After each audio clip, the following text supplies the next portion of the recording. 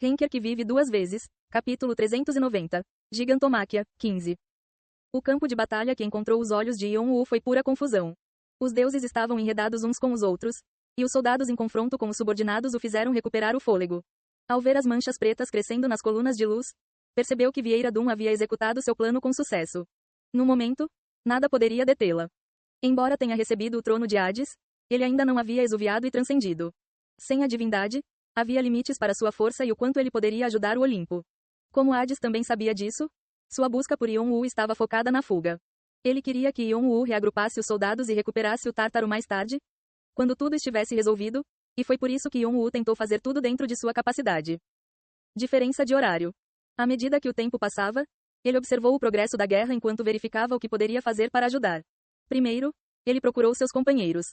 Kreutz. Estamos mantendo nossa posição por enquanto, mas não duraremos muito mais tempo. Teremos que recuar em breve. Merda, de onde vêm essas malditas coisas? Por favor, espere só mais um pouco. Pressa, estamos chegando ao nosso ponto de ruptura. Kreutz estava recitando uma oração, sua espada sagrada azul fica plantada no chão. A pedra no centro da espada sagrada transformou-se em topázio, criando uma enorme barreira ao redor deles.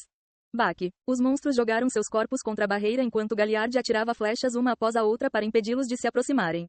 Ele também os enviou para os monstros com status mais elevados para diminuir suas fileiras. Entre eles, Khan era o mais ocupado. Ele entrou e saiu da barreira usando Bian. Relâmpagos caíram e redemoinhos sopraram, monstros morrendo a cada golpe, seu sangue fortalecendo a espada de sangue ao mesmo tempo. Khan estava coberto de sangue e sangue coagulado de seus inimigos e emanava uma energia sombria e fantasmagórica. No entanto, sua aparência era como uma luz no fim de um túnel escuro para seus aliados. Agora que a cadeia de comando foi quebrada, Plutão se dividiu em ilhas de soldados fustigados pelas ondas furiosas dos subordinados. Eles mal conseguiam afastar os monstros e corriam o risco de serem dominados a qualquer momento. No entanto, Khan apareceu nos locais mais ameaçados. Khan. Este não é o momento. Me siga, pressa. Ele garantiu uma rota de fuga através dos monstros e os conduziu até a barreira de Kreutz. À medida que ele reunia os membros do Plutão, um por um, eles começaram a parecer mais uma tropa organizada e, segurando seus escudos e lanças, começaram a repelir os monstros. Assim como Yon-Woo ordenou, eles se concentraram em reunir os membros do Pluto em um só lugar. No entanto, havia uma desvantagem nisso porque quanto maior o grupo crescesse, mais chamariam a atenção de seus inimigos. Lan está morto. O primeiro, o terceiro e o quarto corpo foram dizimados.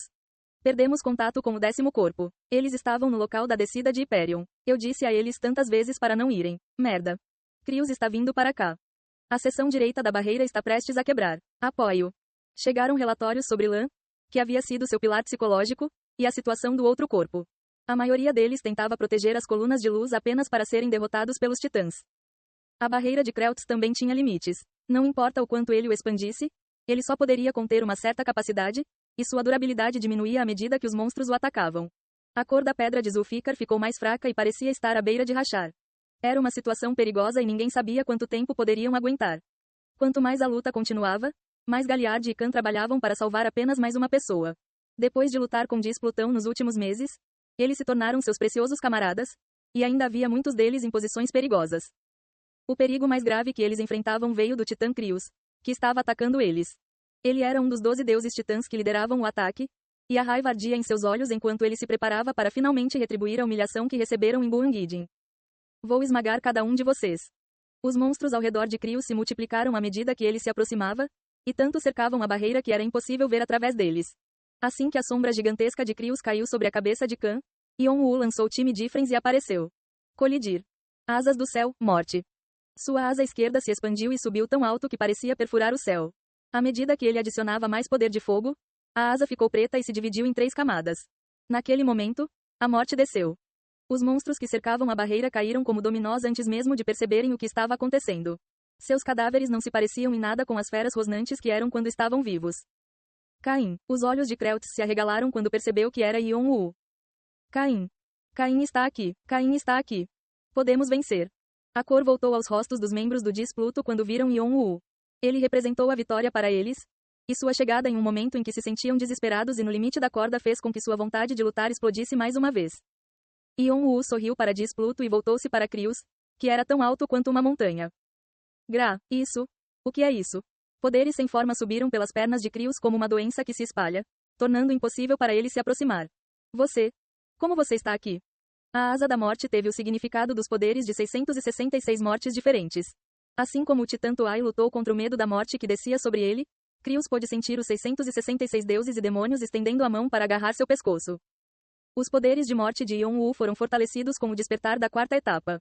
No entanto, Krios não caiu tão facilmente quanto Toai. Ele chutou e lutou, resistindo aos deuses e demônios da morte como um verdadeiro líder dos titãs.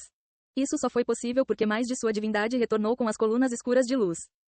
Rugido. Krios emitiu outro grito estrondoso que praticamente sacudiu a terra. No entanto, Yon-Woo ficou satisfeito. Ele só precisava de tempo e, com todo o poder mágico que conseguiu reunir, lançou o Open Speaking. Todos. Corra.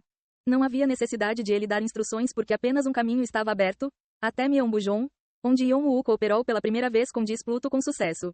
Havia outra coluna de luz ali. Onde? Você pensa que está indo? Krios estendeu a mão quando viu Yon-Woo e os outros escapando. Os 666 poderes ainda estavam corroendo seu corpo. Era perigoso ignorá-los, mas deter Displuto era mais importante. Os bastardos de Displutão eram incômodos que os incomodavam durante o período em que estiveram presos, e se ele não se livrasse deles de uma vez por todas agora, não havia como prever o que fariam no futuro. Ele teve que cortar a ameaça pela raiz. Yon-Woo tentou enfrentar Krios, segurando Vigrid com uma das mãos. Mesmo que ele pudesse mantê-la aberta por mais tempo por causa do despertar da quarta etapa, a asa da morte não duraria muito. Ele teve que fechar a asa para ganhar algum tempo. Naquele momento, algo poderoso atingiu o pescoço de Krios. Bum! Krios perdeu o equilíbrio e caiu no chão, com a garganta no meio do caminho. Fumaça preta jorrou. Gra, como você ousa? Krios trovejou em fúria. No entanto, uma chama subiu de seu peito e logo se espalhou pelo resto de seu corpo.